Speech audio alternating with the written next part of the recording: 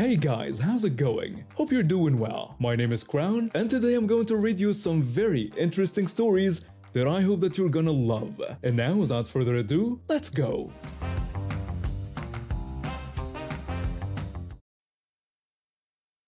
After 20 years in the corporate world, I thought I had seen it all. Office politics, impossible deadlines, bosses who thrived on chaos. I knew how to keep my cool and get the job done. But this past year has been a whole new level of disaster. After spending 8 years at a tech company that I genuinely loved, I was caught in their first round of layoffs when venture capital suddenly dried up. No warning, just a somber meeting and 2 weeks severance. I landed on my feet though. Within a month, I had secured a position at a promising startup where I could apply my project management skills. 6 months into that job, history repeated itself. The CEO called an all-hands meeting to announce they were restructuring. Corporate speak for, "We're laying off 30% of you." Despite exceeding all my targets, my entire department was eliminated. So there I was, back in the job market for the second time in less than a year. I updated my resume, reached out to my network, and started applying. The process was soul-crushing. Automated rejections, ghosting after multiple interview rounds, and lowball offers. When a recruiter reached out about a project management position at a mid-sized tech firm, I was cautiously optimistic. The first 2 interviews went well. The team seemed nice, the company had stable financials, and the role matched my skills perfectly. Then came the final interview with the department head. From the moment the video call connected, something felt off. The interviewer, a middle-aged man with a permanent frown, barely looked at me as he shuffled through papers. The interviewer pointed out that he noticed I had been laid off twice in the past year. His tone was cold and judgmental. I explained that unfortunately both companies had gone through significant downsizing due to economic conditions. He made a humming sound and said this was concerning. He added that he was surprised their hiring manager had even considered my application given such short job tenures. His tone was dismissive, almost mocking. I took a deep breath, reminding myself that I needed this job. I tried to explain that, as I had mentioned in my previous interviews, both situations were company-wide layoffs, unrelated to my performance. I started to say that I had actually received excellent feedback at both places. The interviewer cut me off, saying, yes, that's what everyone claims. He told me I had to understand how it looks from their perspective and that they needed reliable people. Something inside me snapped. Maybe it was the accumulated stress of the past year, the hundreds of applications, the financial anxiety, or simply being treated like I had done something wrong by being a victim of corporate decisions. I told him that he clearly hadn't read the room and seen how poor decisions by management like himself had resulted in companies laying off thousands of people this past year. I pointed out that being laid off did not negate the contributions I made in my roles or my skills. I reminded him that I had 15 years of successful projects before these layoffs. His eyes widened in surprise, but I wasn't finished. I declared that I was no longer interested in working for his company. I told him I didn't want to be part of an organization where management blames workers for circumstances beyond their control. Without waiting for his response, I clicked the end meeting button and sat back in my chair, heart pounding. Immediately panic set in. What had I done? Jobs were scarce, and I had just burned a bridge. But alongside the panic was something else, pride. For the first time in this demoralizing job search, I had stood up for myself. An hour later, my phone rang. It was the recruiter. I braced myself for the awkward conversation. The recruiter asked if we could hop on a quick call to discuss what had happened. I agreed, expecting to be lectured about professionalism. Instead, the call took a surprising turn. The recruiter began by apologizing for the interviewer's behavior, saying it was completely inappropriate. I apologized for ending the interview abruptly, but explained that I had felt disrespected. The recruiter assured me that I had every right to react that way. She revealed they had been getting concerning feedback about this particular interviewer. She explained that their interview process was designed with specific questions to provide an equal assessment of candidates' abilities to do the role, and that the interviewer had gone completely off script. I thanked her for her understanding and mentioned it had been a challenging year. The recruiter told me they would be reminding their hiring team to stick to the assigned questions. Then she shared some surprising news. The team lead from my second interview had been very impressed with me. She mentioned there was actually another position opening up next month that might be a better fit, and asked if I would be interested in discussing that when it was finalized. 2 weeks later, I interviewed with a different department head, someone who asked thoughtful questions about my skills and experience rather than making assumptions. I started my new job last Monday. For most of my high school years, I kept my head down and tried to avoid drama. My parents' divorce during my freshman year left me anxious in confrontational situations, and I developed a habit of staying quiet even when I probably should have spoken up. Working part-time at the local grocery store was supposed to be simple. Just earn enough money for college applications and keep a low profile. I'd been there about 6 months when everything happened. That day started like any other shift. I was bagging groceries and occasionally helping customers find items. My co-worker at Register 3 has cerebral palsy, which affects his speech and makes his movements a bit slower, but he's incredibly efficient and knows the store better than anyone. We become friends over the months, sharing lunch breaks and talking about our favorite TV shows.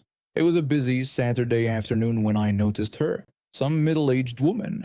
She huffed loudly as she stood in my co-worker's line, tapping her foot impatiently while he carefully scanned each item.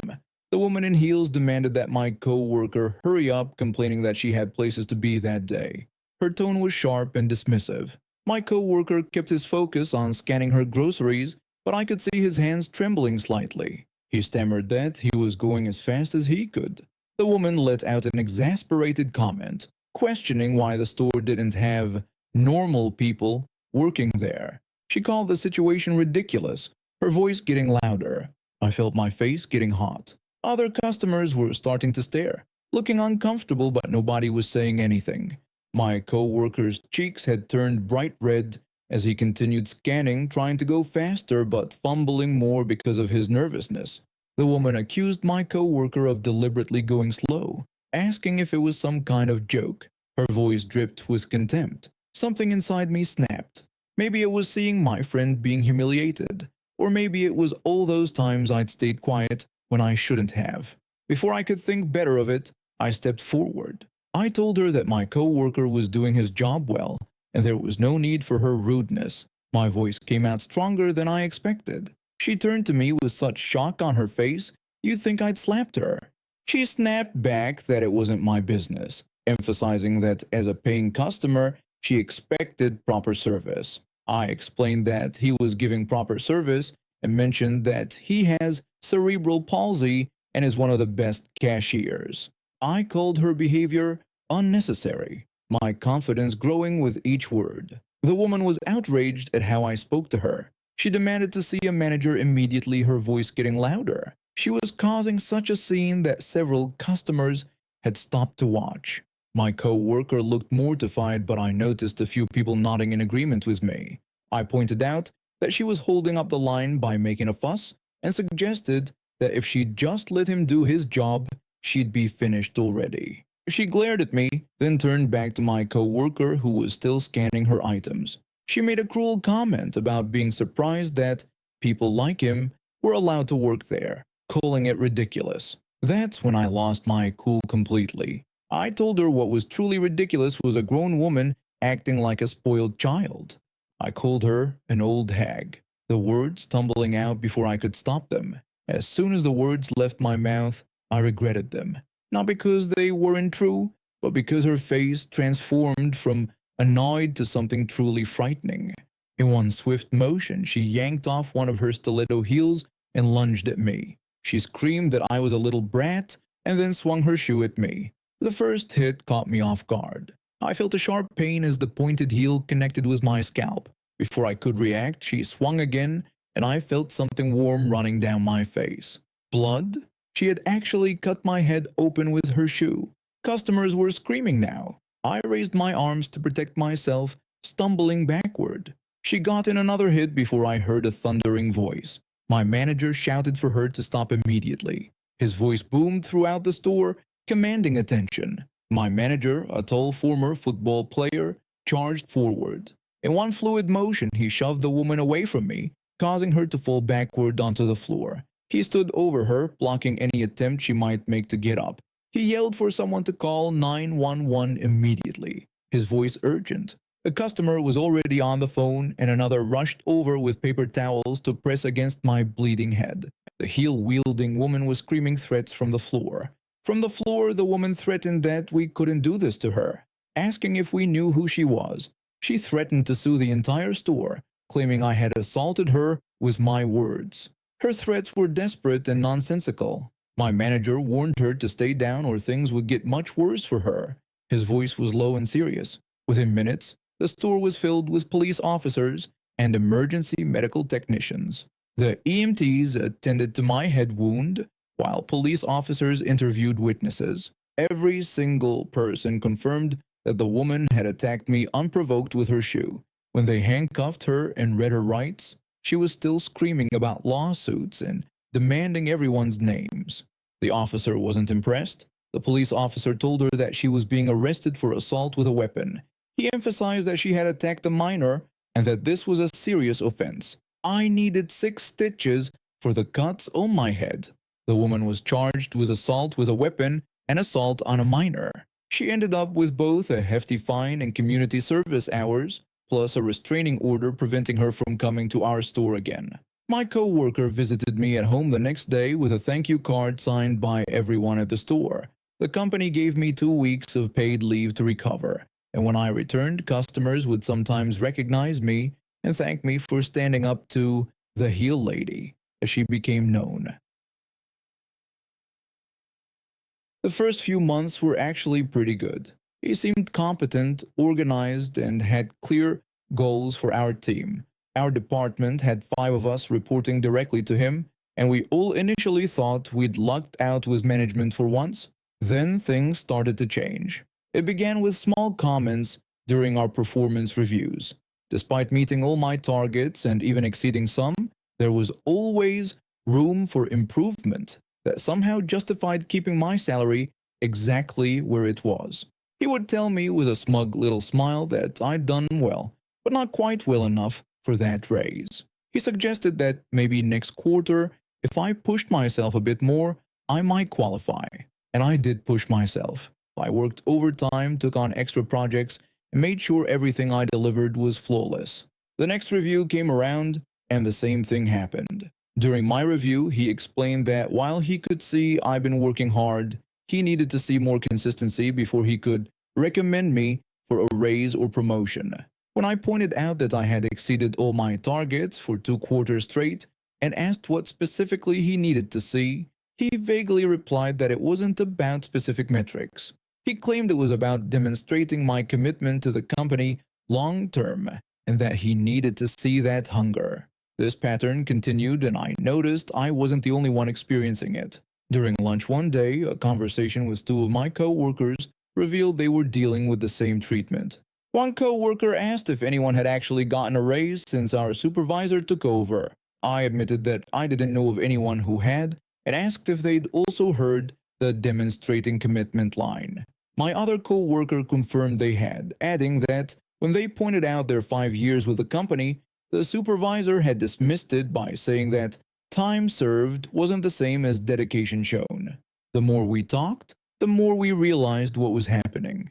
He was deliberately keeping us from advancing so we'd work harder to prove ourselves. Meanwhile, he was taking credit for our department's improved productivity in his own performance reviews.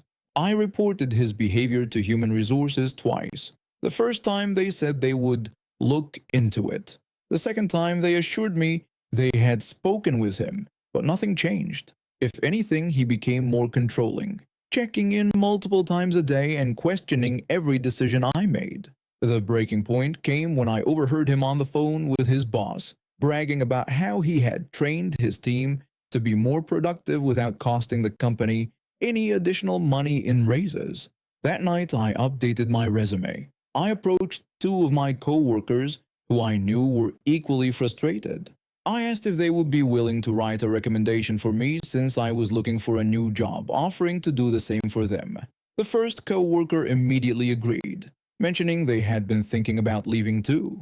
The second co-worker was equally enthusiastic, adding that the workplace was becoming unbearable. We secretly wrote recommendations for each other, and I started applying to positions at competing companies. Within 3 weeks, I had an offer with a 15% salary increase and actual growth potential.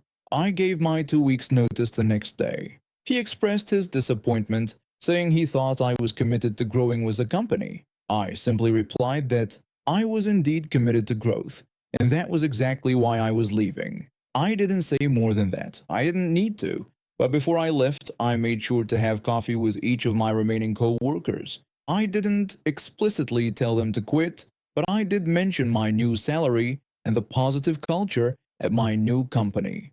Within 2 months, every single person who reported to him had resigned. Our exit interviews all cited the same primary reason for leaving: his management style and the lack of growth opportunities under his leadership. I stayed in touch with my former co-workers, and we'd occasionally meet for drinks after work. That's where I heard the news from one who still had connections at our old company. My former co-worker shared the unbelievable news that our boss had been fired the previous week. When I expressed my surprise, they confirmed it was true. They explained that the higher-ups finally noticed something was wrong when an entire department quit within 2 months. Management had done some digging and found all our exit interview comments. Plus, productivity in that department had tanked since we all left. Another former co-worker added that they'd heard he was trying to get into consulting now, but was having trouble finding clients. Apparently, having an entire team quit under your leadership doesn't look great on a resume. We all raised our glasses to that. The sweet irony wasn't lost on me. The man who had prevented us from advancing to keep us under his thumb had effectively sabotaged his own career. All 5 of us had moved on to better positions with higher pay while he was struggling to find work. I later heard that he actually tried to apply at my new company. My new supervisor asked me about him casually over lunch one day. My new supervisor mentioned they had received an interesting application the previous day from someone at my old company and asked for my impression of him. I just smiled and said I thought his management style might not align with the culture they were building here. His application was immediately moved to the rejection pile. The system he created to trap us eventually became the trap that caught him instead. I guess when you spend years making people miserable and preventing their professional growth just to make yourself look good, it eventually catches up with you. Spending months on the road, living in hotels, and surviving on takeout isn't exactly glamorous, but it comes with a job. As a consultant, I travel constantly, hopping from city to city. I've never been one for confrontation, but I do believe in fairness, which is why what happened on my last trip still makes my blood boil. My neighborhood is run by a homeowners association with strict rules about soliciting. You need permission to distribute flyers or advertise door to door. It's supposed to keep our community peaceful and free from constant marketing bombardment. At least that's the theory. About 2 weeks ago, I returned home after a 3-month project in another state. I was exhausted from the travel and looking forward to sleeping in my own bed. The first morning back, my phone rang at 8:30 a.m. When I answered the phone, a representative from Superior Roofing Company greeted me and started offering free roof inspections in the neighborhood. They claimed they had noticed storm damage on several homes in the area. I interrupted and asked how they got my number since I was on the do not call list. Instead of answering, they immediately hung up on me. I was annoyed but not surprised. This roofing company had been aggressively marketing in our neighborhood for months. Their flyers appeared in mailboxes despite the HOA rules, and they flooded local Facebook groups and next door with promotional posts. I'd seen multiple neighbors complaining about them online. Later that same day, I needed to fill up my car with gas. I usually shop at Greenville Grocery because they have a rewards program that gives you points for every dollar you spend, which you can redeem for gas discounts. The problem is these points expire after a month, and since I'm often away, I lose them. When I'm newly back in town, I typically have 0 points until I start shopping again. I pulled up to the pump and automatically reached to enter my phone number, even though I knew I wouldn't have any points. As I was about to type, I remembered the annoying call from that morning. On a whim, I pulled out my phone, looked at my call history, and punched in the roofing company's phone number instead of my own. To my complete surprise, the screen flashed. You have 25 points available. Apply for discount. Someone at the roofing company had accumulated 25 points at my grocery store. That's $250 worth of groceries. And now I was about to get their gas discount. That's 10 cents off per gallon for each point, so $2.50 total savings on my fill-up. I laughed to myself about how interesting this situation was. I pressed yes and watched as the price per gallon dropped by $2.50. It felt like poetic justice for their spam calls and hanging up on me when I questioned them about being on the do not call list. The next week I was at a neighborhood barbecue when I overheard two neighbors talking. One neighbor asked the other if they had been getting calls from Superior Roofing too, describing them as relentless. The second neighbor confirmed they had, and added that the company had put flyers in their mailbox 3 times that month. They mentioned they had reported them to the Homeowners Association, but the company kept doing it anyway. I couldn't resist joining the conversation. I told them I had found a way to get back at the roofing company a little. I explained my gas discount discovery. Their faces lit up with mischievous grins. The second neighbor exclaimed that my idea was brilliant and said they were going to try it next time they got gas. The first neighbor agreed they would do the same and suggested we should share this with a neighborhood Facebook group.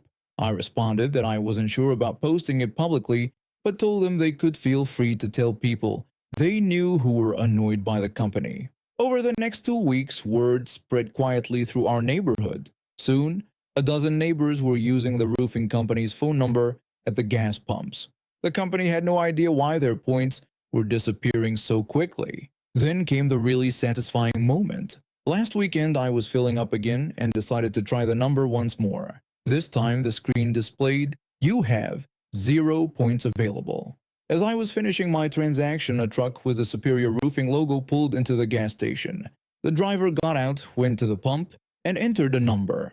I watched as he stared at the screen in confusion, then angrily pulled out his phone and made a call. I could hear the driver shouting into his phone that he was at the pump right then and it was showing 0 points. He complained that they had just bought $300 worth of supplies the day before and demanded to know where their gas discounts were. I couldn't hear the other side of the conversation, but the driver's face grew increasingly frustrated. He then argued that something must be wrong with the system, emphasizing this was the 3rd time this had happened that month.